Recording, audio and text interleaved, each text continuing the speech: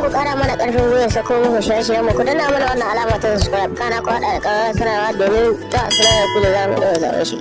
Abale. Ban ji ka ba. Abale. Ban ji ka ba. Labari na zo ma da shi. Wannan irin labari. Anas Magu Fosto. Kamfani ne wanda ya kware wajen sayar da wayoyi. Kwarai kuwa. Ba ma sayar da wayoyi kaɗai ba har customizing yanayi. Kwarai kuwa. Za su iya ma customizing na batiri ya koma waya. Kwarai kuwa. Wata magana rantsuwa a nan. Kuma za su iya ma customizing na keypad ta koma toce. Kwarai kuwa.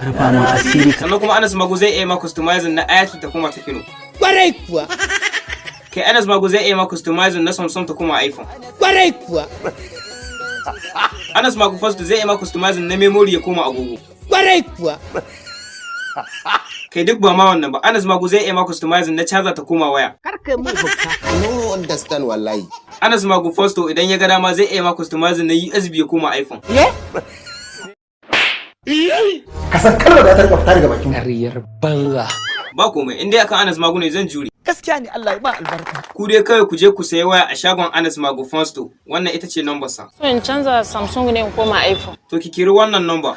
Ni tun lokacin ina rasha na amfani da ita. daga wasu kasashe ma. Ku zama me kuke yi anan? Wayoyi za ka ba mu na aro. A shagon wa? Anas Magu One Store. To zo ki dauka. Dan foni me yake baka matsala ga wayanka? Idan na buɗe gallery sai WhatsApp ta buɗe. Live nan in zan yi sai na je gaban fanka. To ka je shagon Anas Magu Fosto ka sai waya. Ni ba shi yasa waya idan ba a wajen Anas Magu bane duk hauragiya ne.